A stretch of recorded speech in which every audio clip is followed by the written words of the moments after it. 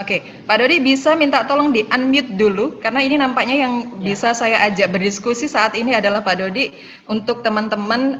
Oh ya, sebelumnya saya ingin saya hi dulu untuk teman-teman ataupun Bapak dan Ibu yang ada dari Lampung. Nampaknya tadi saya melihat dari chat ada yang dari Lampung, kemudian ada yang dari Jember, ada yang dari mana lagi ya tadi ya?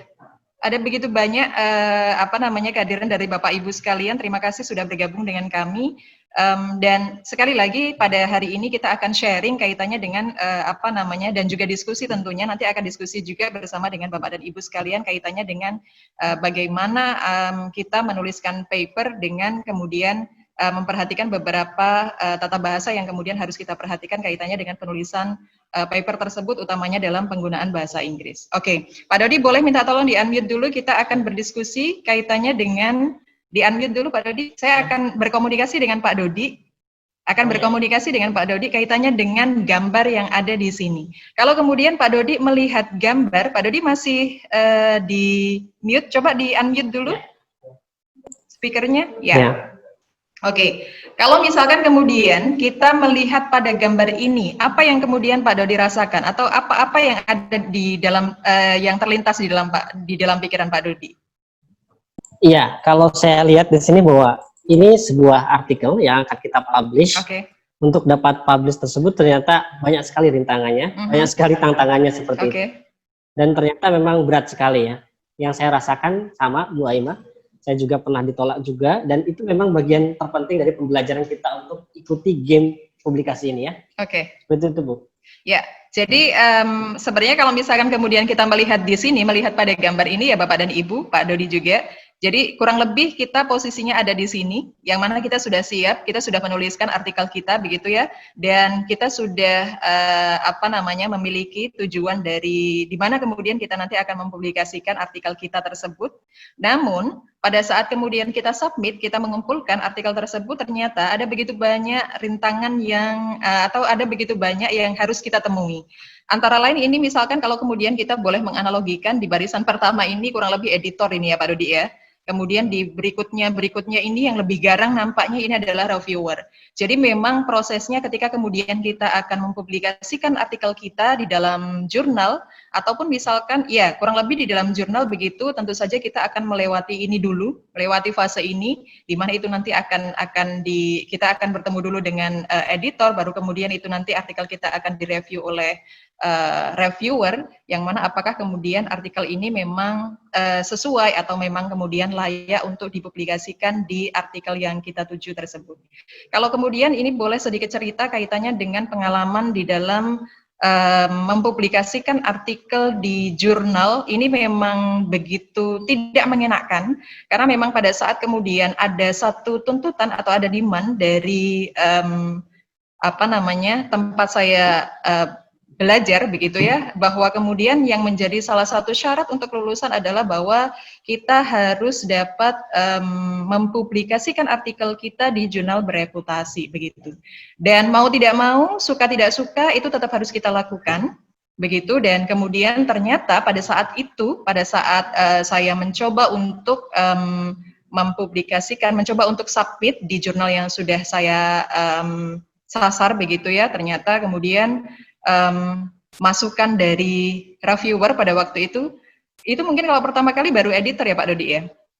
Jadi pertama kali ketika kemudian mendapatkan informasi bahwa kemudian artikel kita ini di-reject karena kemudian tidak sesuai dengan sesuai dengan scope-nya, tidak sesuai dengan temanya, tidak sesuai dengan pembacanya, itu luar biasa, bikin benar-benar kitanya jadi down begitu ya. Tetapi mau tidak mau kita memang harus bangkit, dan betul kata Pak Dodi bahwa sebenarnya ini nanti juga menjadi semangat bagi kita untuk bisa bangkit kembali, untuk bisa memperbaiki kembali, karena biasanya meskipun kemudian artikel kita itu di reject dan kemudian belum ada pada proses review, tetapi biasanya secara umum akan disampaikan hal apa yang memang menjadi kelemahan dari artikel kita tersebut.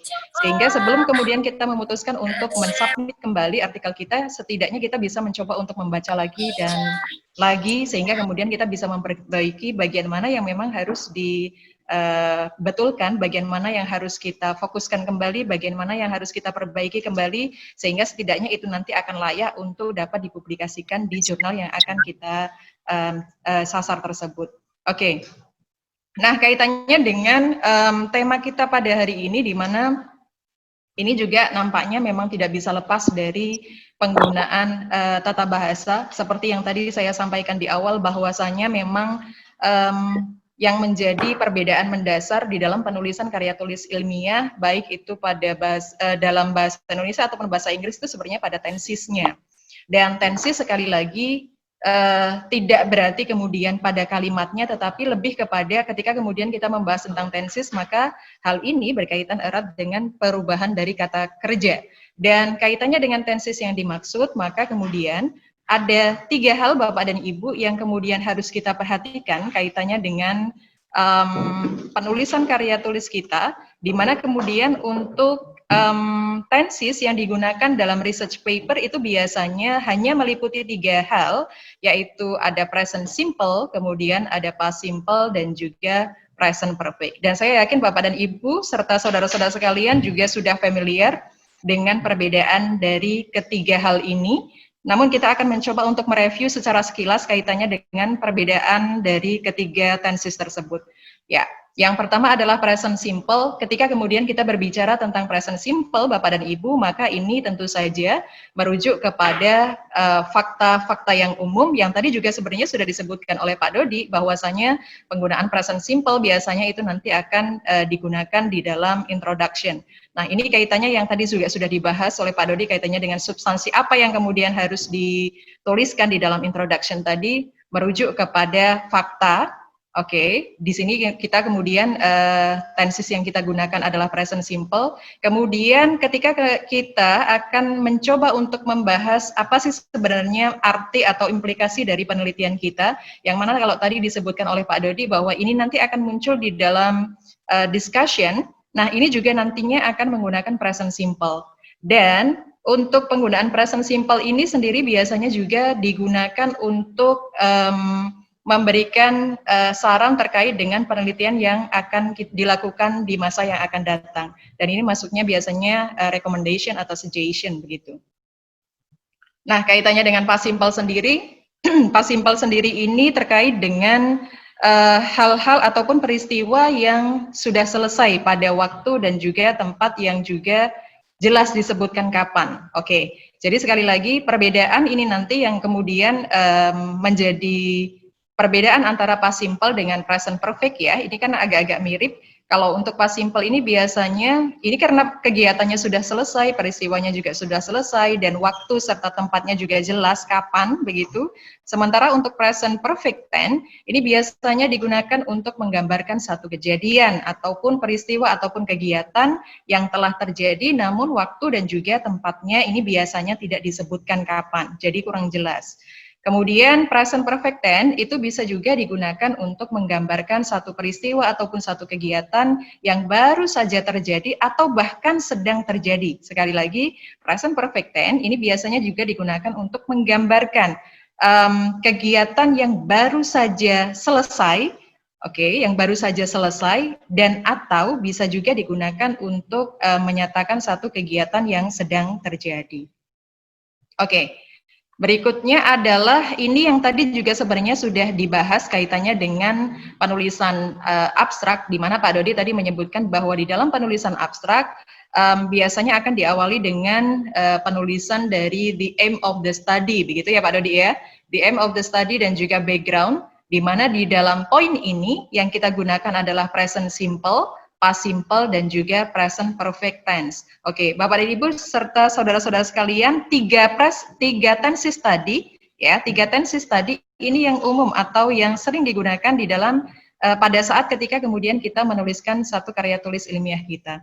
Nah, penggunaan dari present simple ini kaitannya dengan penulisan di dalam abstrak tadi juga sudah disebutkan apa yang kemudian harus kita tuliskan di dalam abstrak seperti yang disampaikan oleh Pak Dodi tadi, bahwa ini digunakan untuk menggambarkan topik utama kita, topik utama di dalam penelitian kita dan juga tujuan dari penelitian kita. Kalau kemudian Bapak dan Ibu sering melihat atau sering mencermati bahwa ada begitu banyak ragam atau ada begitu banyak contoh dari research artikel yang bisa kita cermati, dan ketika kemudian kita melihat penulisan abstrak saja antara satu jurnal dengan jurnal yang lain itu biasanya berbeda. Tergantung bagaimana kemudian permintaan atau guideline dari jurnal tersebut. Ada yang kemudian mengawali penulisan abstrak itu langsung dengan menuliskan tujuan dari penelitian atau aim of the research. Ada juga yang diawali dengan topik utama di dalam penelitian tersebut. Meskipun kemudian penulisan di dalam main topik atau topik utama di dalam penelitian ini juga bisa kita tuliskan pada saat kemudian kita menuliskan introduction atau background. Oke. Dan kemudian yang berikutnya, present simple ini juga bisa digunakan untuk menjelaskan solusi yang kita tawarkan, di mana tentunya solusi yang kita tawarkan ini berbeda dari penelitian-penelitian sebelumnya. Jadi ini kurang lebih terkait dengan penggunaan tenses yang digunakan di dalam abstrak, Bapak dan Ibu. Itu tadi ya, ada present simple, past simple, dan present perfect. Ini kita baru mencoba untuk mengulas kaitannya dengan present simple tadi, di mana ini digunakan untuk menjelaskan tujuan dari penelitian dan juga main topic of the research. Sekali lagi, kaitannya dengan penulisan ini apakah kemudian diawali dengan background terlebih dahulu untuk penulisan abstraknya atau langsung pada aim of the research, ini tergantung dari permintaan dari di dalam guideline pada jurnal tersebut. Jadi kita menyesuaikan saja dengan apa yang sudah diminta dari jurnal tersebut. Oke. Nah, ini adalah contoh yang coba saya ambilkan dari artikel dari abstrak pada jurnal, di mana di sini untuk penggunaan the aim of the research di sini dituliskan di awal penulisan abstrak. The aim of the present paper is to measure the technological, pedagogical content knowledge of pre-service, EFL teachers learning, dan lain sebagainya. Jadi untuk penulisan dari tujuan dari penelitian ini bisa kita temukan di abstrak, Bapak dan Ibu. Dan kemudian sekali lagi ini menggunakan present simple. Jadi hati-hati, ini nanti akan ada perbedaannya kenapa kemudian kita menggunakan present simple, ataupun kita tadi kalau misalkan tadi merujuk kepada sebelumnya, kita juga diperkenankan untuk menggunakan past simple atau past tense. Tetapi kapan kita kemudian bisa menggunakan, apakah kemudian menggunakan present simple ataupun past simple tersebut. Kita lihat. Nah, ini menjadi catatan penting bagi Bapak dan Ibu jika kemudian kita meyakini bahwa penelitian yang kita lakukan ini sedang berlangsung, ya, maka kita disarankan untuk menggunakan present simple. Karena ketika kemudian, contoh saja ketika kemudian yang seperti tadi saya sampaikan bahwa ada kalanya ketika kemudian kita harus mempublikasikan artikel kita pada jurnal misalnya sebagai syarat kelulusan kita, maka bisa saja pada saat kita menuliskan itu dengan menggunakan data dari preliminary study. Artinya memang kemudian kita sedang proses mengambil data. Penelitian kita belum selesai, maka pada saat kemudian kita menuliskan artikel tersebut, kita disarankan untuk menggunakan present simple karena penelitian kita sedang berlangsung. Sementara Bapak dan Ibu juga bisa menggunakan bentuk past atau past simple pada saat kemudian penelitian Bapak dan Ibu sudah selesai. Jadi ketika kemudian semua data sudah selesai diambil, begitu ya, Bapak dan Ibu kemudian juga harus menuliskan artikel untuk dipublikasikan di jurnal misalnya, Bapak dan Ibu juga bisa menggunakan bentuk past karena memang penelitian ini sudah selesai.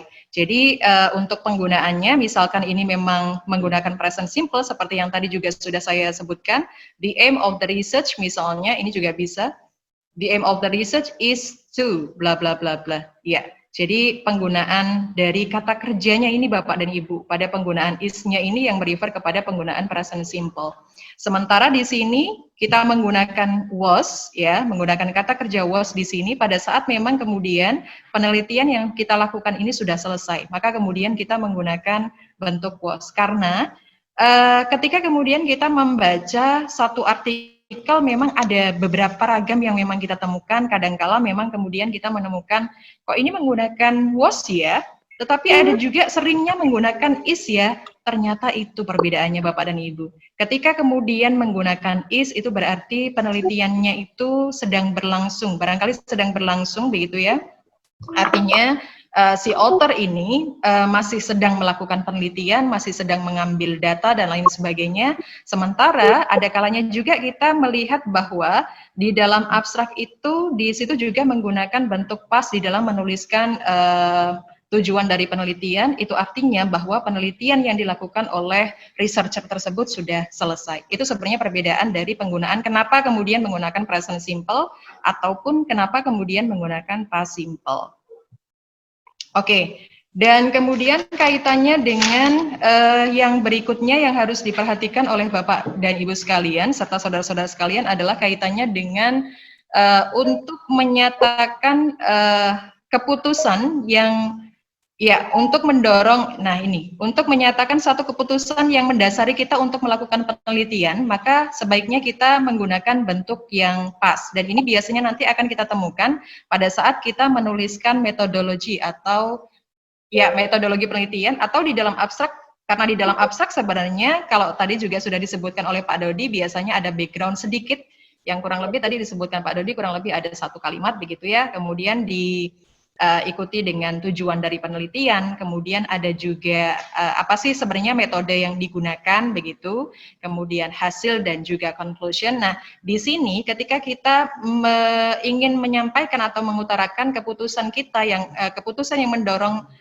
kita untuk melakukan penelitian tersebut, maka sebaiknya kita juga sama tetap menggunakan bentuk past tense. Dan ini biasanya terjadi pada saat kita menuliskan metodologi penelitian, apakah kemudian metodologi penelitian itu memang dituliskan di dalam abstrak atau memang nanti yang akan kita bahas secara terpisah di dalam body of text-nya sendiri itu tadi di bagian metodologi tersebut. Ya, contohnya di sini, the study was designed as a cross-sectional study. Ya, jadi untuk penelitian ini didesain dengan menggunakan cross-sectional study, dan kemudian ada juga dengan misalnya di sini ada emphasis-nya, we decided to involve 30 language instructor selected randomly. Jadi researcher atau author ini memutuskan untuk melibatkan 30 language instructor yang dipilih secara random.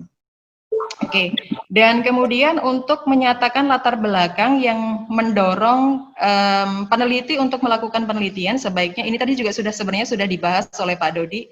Nah, kaitannya dengan hal ini, maka sebaiknya yang kita gunakan adalah present perfect tense, dan biasanya ini nanti juga bisa ditemukan di dalam abstrak ataupun juga bisa ditemukan di dalam introduction dan juga kajian pustaka. Oke, contohnya di sini bisa kita lihat Bapak dan Ibu, tadi juga nampaknya sudah dibahas secara detail oleh Pak Dodi kaitannya dengan apa yang sebenarnya melatar belakangi penelitian yang dilakukan oleh peneliti atau author itu sendiri. Traditional language teaching and learning environments have witnessed, penggunaan dari present perfect tense di sini.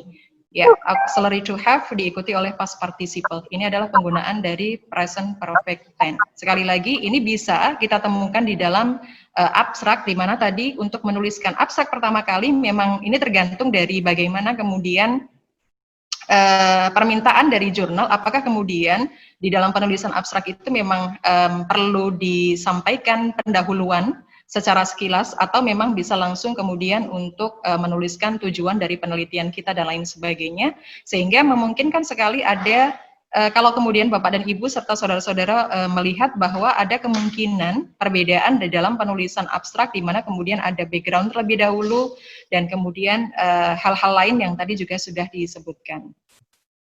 Oke, dan ini adalah kaitannya dengan main topic of the research. Sekali lagi, ini tadi juga sudah disebutkan bahwa kaitannya dengan main topic of the research tadi bisa kita temukan di dalam abstrak ataupun di dalam introduction, dan biasanya ini juga menggunakan present simple. Dan sekali lagi kaitannya dengan hal ini Bapak dan Ibu, kaitannya dengan penggunaan present simple, maka tentu Bapak dan Ibu juga harus memperhatikan terkait dengan subject verb agreement.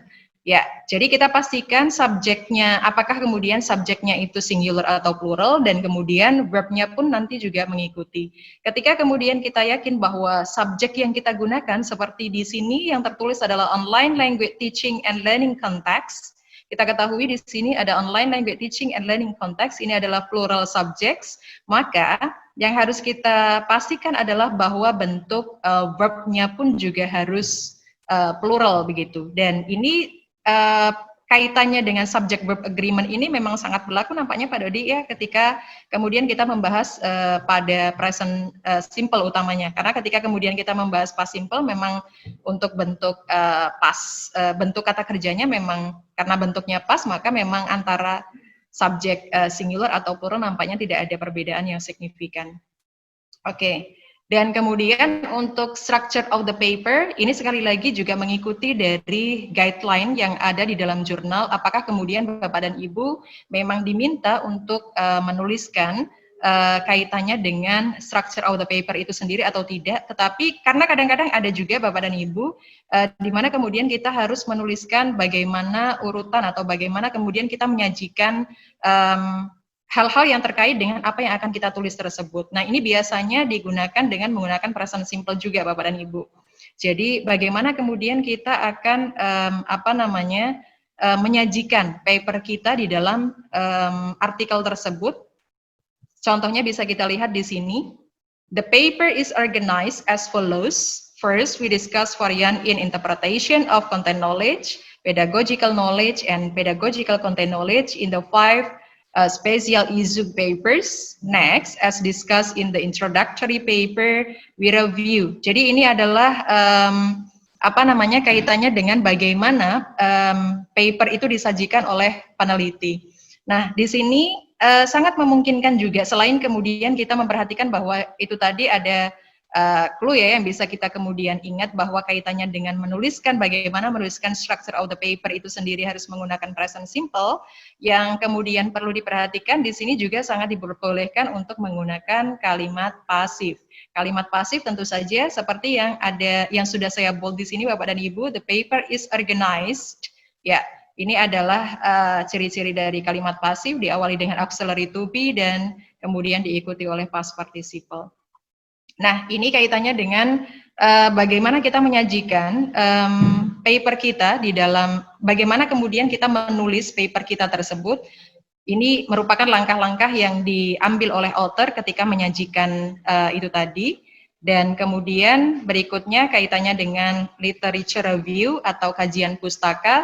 Di dalam menuliskan kajian pustaka ada beberapa hal tentu saja yang kemudian harus kita perhatikan sebagaimana tadi yang juga poin-poin utama yang sudah di-share oleh Pak Dodi.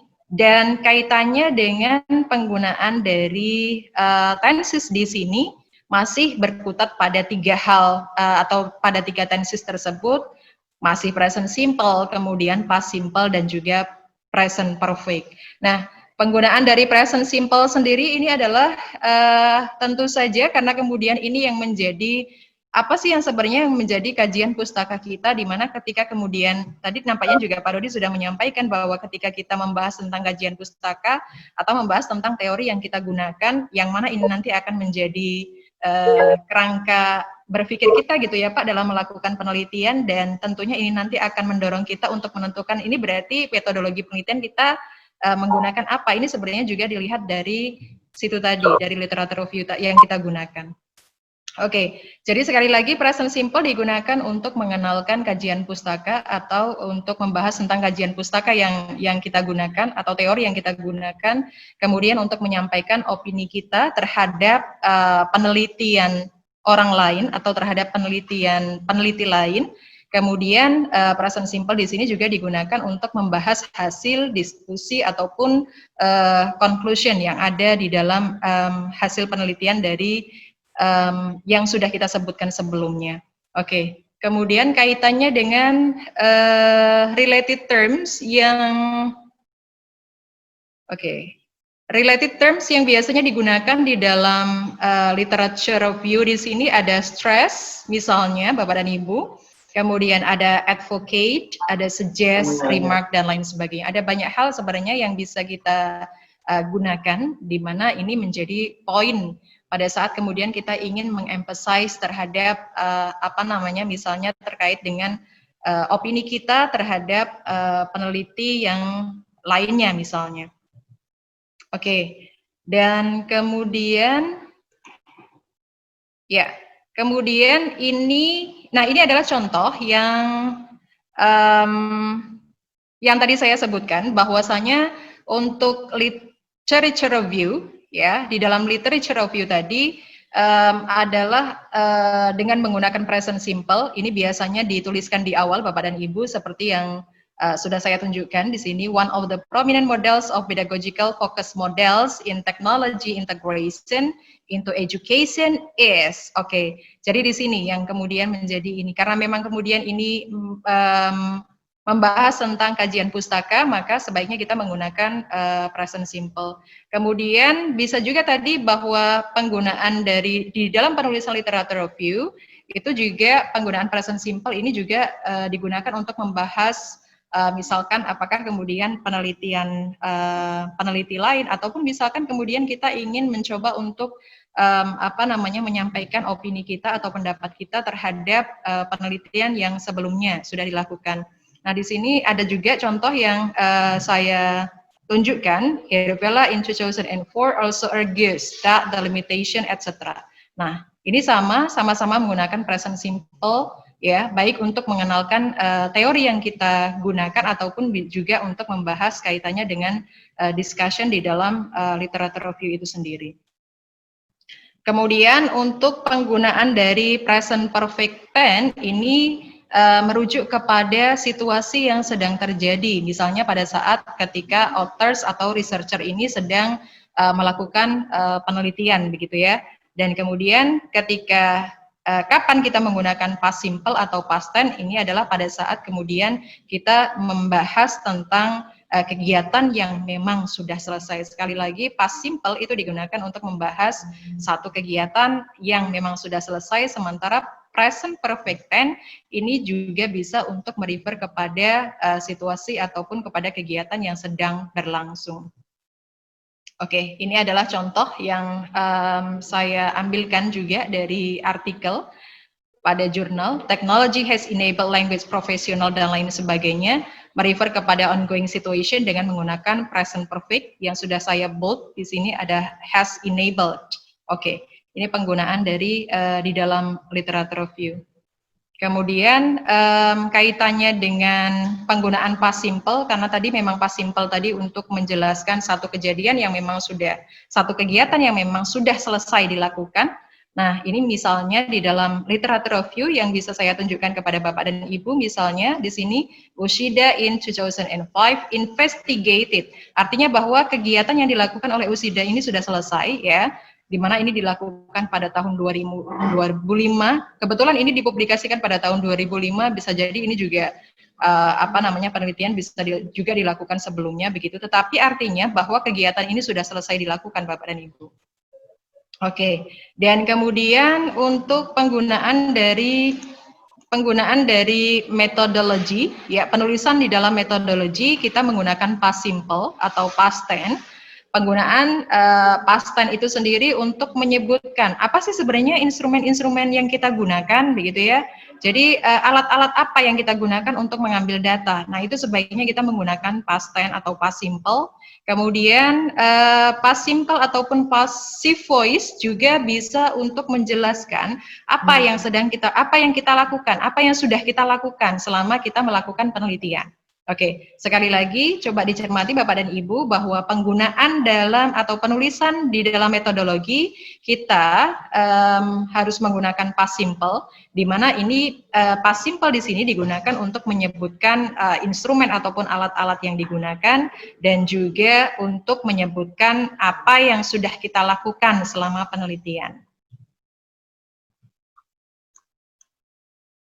Oke, nah ini adalah contohnya ketika kemudian author ataupun researcher di situ menyebutkan instrumen apa yang digunakan di dalam penelitiannya, di mana di situ disebutkan the data of the study were collected through the teaching Turkish as a foreign language, instructional strategies, knowledge test.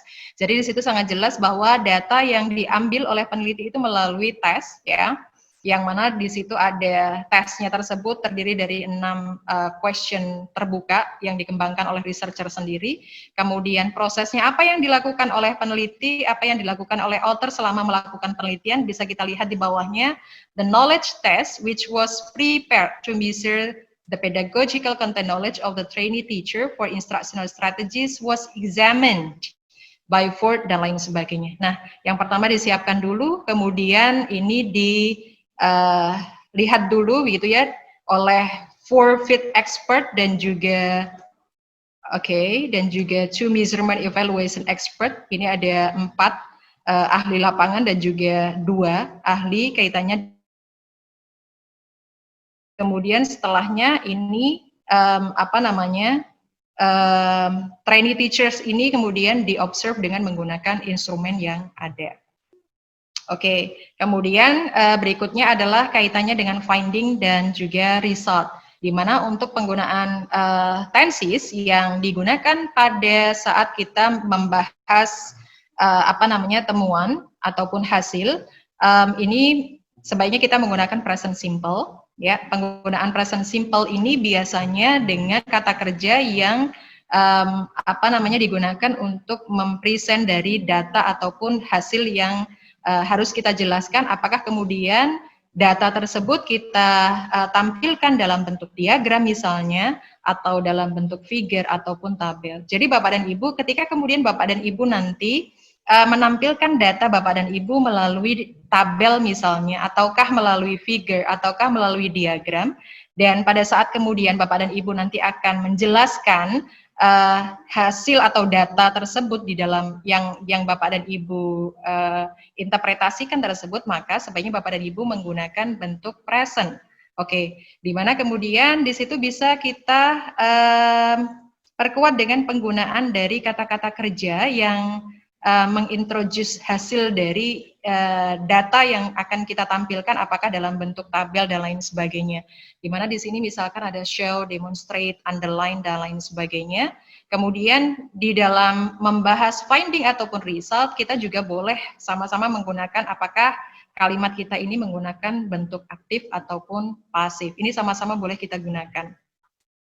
Nah, ini adalah contoh pada saat kemudian pembahasan di dalam finding atau result, the main of a result in table 3. Jadi sebelumnya ada tabel yang di-present, ya, yang ditunjukkan oleh authors, di dalam artikel tersebut, dan kemudian ini adalah interpretasinya, ini adalah hasilnya diinterpretasikan oleh author, dijelaskan, jadi maksudnya seperti apa, hasilnya seperti apa, di mana kemudian di sini ada kata yang merujuk di dalam penggunaan introducing the result tadi, apakah show, apakah provide, dan lain sebagainya. Dan kemudian kaitannya dengan discussion, Bapak dan Ibu, ini bisa kita gunakan present simple dan juga past simple. Kapan kita menggunakan present simple ataupun past simple? Penggunaan dari present simple itu sendiri adalah untuk menginterpretasikan atau membicarakan tentang temuan penting yang sudah kita dapatkan. Sementara ketika kemudian past tense itu sendiri atau simple past itu sendiri biasanya digunakan untuk men-summarize dari temuan kita itu sendiri. Nah, ini adalah contoh dari bentuk discussion, ya. In the study it was revealed that technological content knowledge and adaptation anxiety were related. Nah, ini adalah men-summarize atau men-summary dari temuan kita sendiri, penggunaannya adalah past simple. Sementara ketika kemudian ini menginterpretasikan terhadap pentingnya penelitian kita sebaiknya menggunakan present simple. The study support the result and the relationship between technological, pedagogical content knowledge and occupational anxiety. Jadi di sini ini menunjukkan bahwa penelitian kita ini juga memberikan memberikan manfaat begitu ya. Ini juga untuk memperkuat dari, katakanlah misalkan ini juga bisa digunakan untuk memperkuat dari penelitian yang sebelumnya, misalnya katakanlah punya siapa yang kemudian untuk yang yang siapa yang akan kita kutip misalnya ahli ataupun resource yang kita gunakan begitu. Kemudian untuk conclusion, di dalam conclusion di sini untuk penggunaan tensesnya ada past simple dan juga present simple. Penggunaan dari past simple ini merujuk kepada penelitian yang sudah selesai. Penelitian kita yang sudah selesai, maka tentu saja kita gunakan past simple ketika memang kita sudah yakin bahwa penelitian itu tersebut sudah selesai, dan kemudian present simple untuk menyampaikan tentang apa implikasi dari penelitian kita, dan Bapak dan Ibu juga bisa menggunakan present simple ataupun future ataupun subjunctive untuk membahas kaitannya dengan penelitian lebih lanjut. Nah, ini beberapa hal yang terkait dengan conclusion. Jadi ada past simple, kemudian present simple, ataupun bisa juga penggunaan dari future, ini kaitannya dengan future research. Nah, ini adalah contoh yang bisa kita tunjukkan, kaitannya dengan penggunaan dari past simple, di mana memang ini merefer kepada penelitian yang memang sudah selesai, in the study, which was conducted in order to determine the pedagogical content knowledge of teacher candidates oriented instructional strategies in teaching Turkish as a foreign language. It was concluded.